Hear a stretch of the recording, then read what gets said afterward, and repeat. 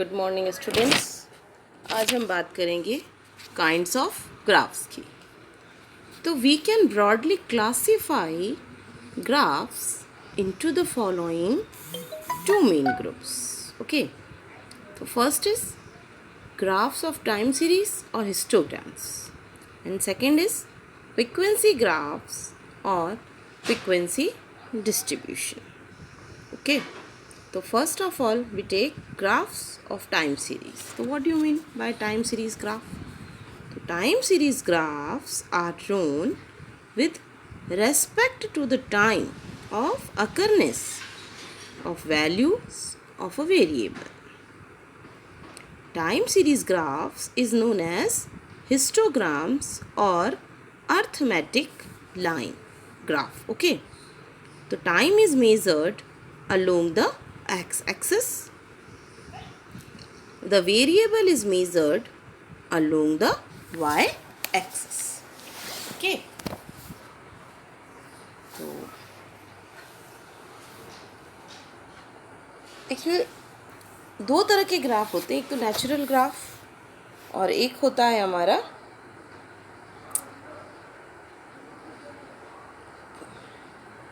Ratio scale. ठीक है ना। तो यहाँ हम बात करेंगे नेचुरल स्केल की। दो तरीके की स्केल हम लेकर ग्राफ बना सकते हैं, एक तो रेशियो स्केल लेकर बना सकते हैं और एक नेचुरल स्केल लेकर बना सकते हैं। तो दो तरह की स्केल होती है, एक तो नेचुरल होती है और एक रेशियो स्केल होती है।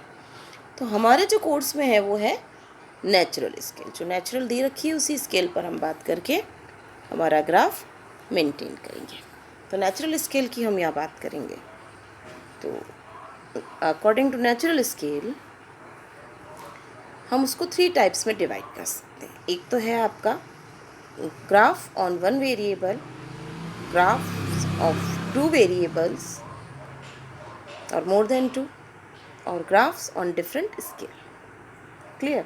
तो हम फर्स्ट बात कर रहे हैं वन की। तो वन वेरिएबल का आपकी स्क्रीन पर देखिए एक आपको क्वेश्चन नज़र आ रहा है, एग्जाम्पल नज़र आ रहा है।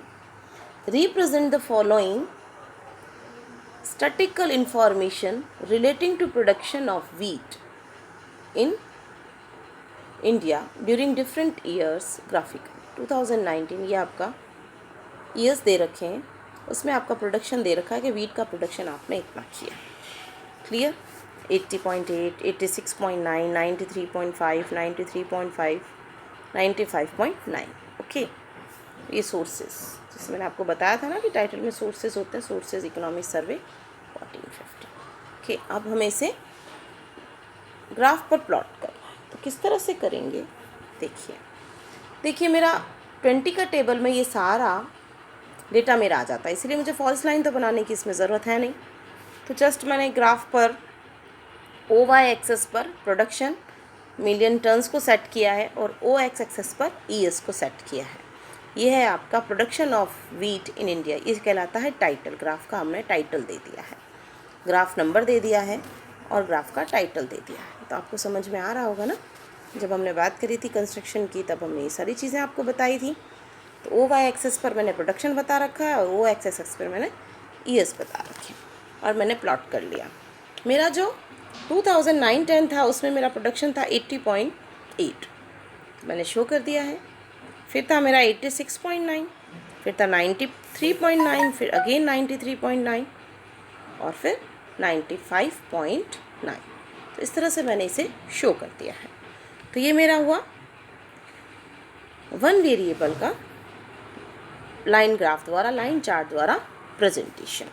अब अगर मुझे फॉल्स लाइन बनानी पड़ जाए, क्योंकि यहाँ तो अभी वेरिएबल बहुत नज़दीक थे तो मैंने सेट कर लिया, लेकिन अगर मेरा जो डाटा है वो कुछ ऐसा हो, 2009 में स्टूडेंट्स का नंबर है 1000, 150, 120, 250, 400, 1200, 200 और 300, इस तरीके का डाटा है मेरा, है ना। 40, मैं सिर्फ लास्ट फिगर बोल रही हूँ, ये 1000s में है, मैं केवल 150, 120 लास्ट की फिगर बोल रही हूँ, क्योंकि डिफरेंस तो हमें इसी में देखना है ना। तो मैं अगर 1000, 2000 बनाऊँ तो मेरा ग्राफ का जो लाइन है वो एक ही में सिमट कर रह जाएगा। तो मैं इस तरह से नहीं कर सकती, इसको नहीं बना सकती, कहने का मतलब है। तो मुझे थोड़ा ढंग से बनाना होगा इसको, तो मुझे फॉल्स लाइन का यूज़ करना होगा। तो कुछ इस तरीके से मैंने इसका, ये देखिए स्केल इस तरह से लिखी जाती है 1 सेंटीमीटर बराबर 1 year on X axis, 1 centimetre बराबर 100 students on Y axis. Clear? ये देखिए 100 का डिफरेंस चल रहा है, 1000, 1100, 1200, 1300, 1400, 100 का है ना, इसलिए। और चूँकि मेरा 1000 और 20 के अंदर बहुत ज़्यादा डिफरेंस है, इसीलिए मैंने ये फॉल्स बेस लाइन को मेंटेन किया। इसे हम फॉल्स बेस लाइन बोलते हैं। अब मेरा 2009 में जो है वो नंबर ऑफ स्टूडेंट है मेरी 1000, फिर है मेरी 150, तो 11 और 2 के बीच में, 11 और 12 के बीच में मेरा 1150 आ जाएगा। क्लियर? इसी तरह से मैंने इसे मेंटेन कर लिया ग्राफ को। आया समझ में सबको? इस तरह से मैंने इसे प्लॉट कर करके एडजॉइन कर लिया और मेरा ग्राफ बनकर रेडी। तो ये तो था 1 वेरिएबल की बात। अब हम बात करेंगे 2 वेरिएबल्स की। जब मेरे एक ही ईयर में मुझे टू वेरिएबल्स दिखाना है, जैसे जनवरी में मुझे प्रोडक्शन भी दिखाना है, सेल्स भी दिखाना है, फरवरी में मुझे सेल्स भी दिखाना है, सेल और प्रोडक्शन भी दिखाना है, तो इस तरह से मुझे ये मेंटेन करना है। तो मेरा किस तरह चलेगा, है ना? तो बात करते हैं हम। चलिए, तो वही ओ वाई एक्सेस पे मैंने मंथ शो कर दिए हैं।